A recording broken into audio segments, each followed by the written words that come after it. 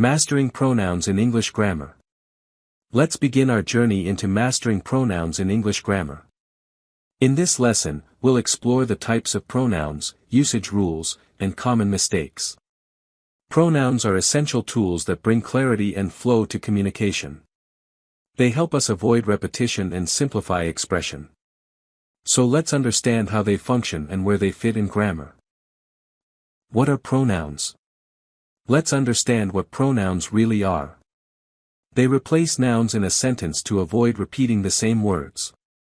For example, Mohan is tall. Mohan is smart becomes Mohan is tall. He is smart. This makes language less repetitive and more fluid. The word comes from Latin. Pro means in place of, and noun is self-explanatory. Personal pronouns. Let's look at personal pronouns. They refer to specific people or things and vary by number, person, gender, and case. We use different forms for subject, object, and possession. Like I, me, my or they, them, their.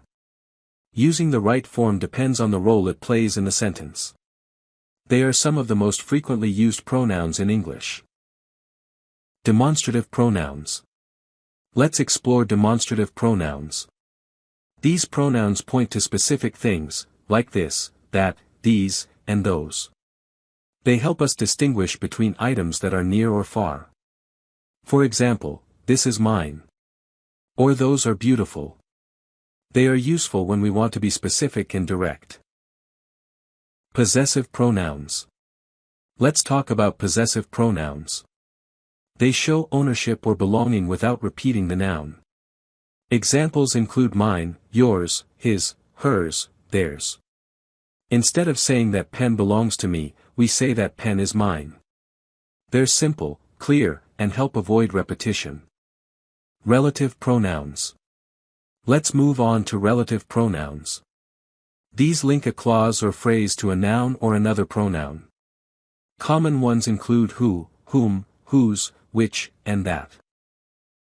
They allow us to add more detail. The boy who ran is my brother. They're essential for forming complex, connected ideas. Interrogative pronouns. Let's now look at interrogative pronouns.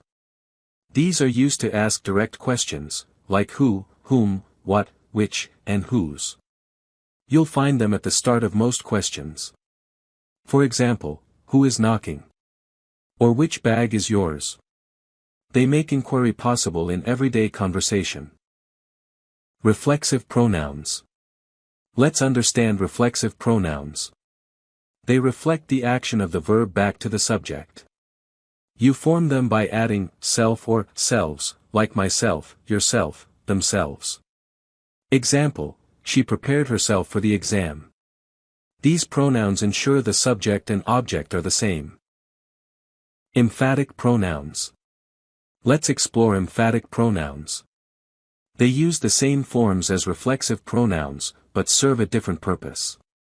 They add stress or emphasis to the subject, as in I myself handled the issue.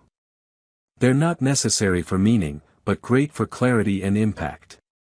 Use them when you want to reinforce who did the action. Indefinite pronouns. Let's talk about indefinite pronouns. These don't refer to any specific person or thing. Words like someone, none, everyone, and each fall in this category. Example, everyone is welcome. Or none were selected. They're helpful when being general or inclusive. Reciprocal pronouns. Let's look at reciprocal pronouns. They show mutual actions or relationships between people. There are only two, each other for two people, and one another for more than two. Example, the players congratulated each other after the match. They're perfect for describing shared experiences. Reflexive verb pairing. Let's understand verbs that often pair with reflexive pronouns.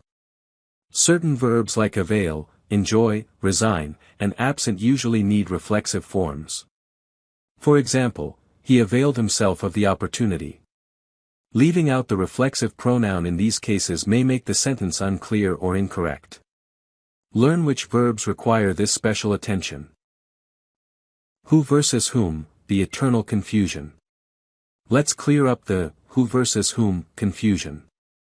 Use who as a subject, like who is calling. Use whom as an object, like to whom should I report.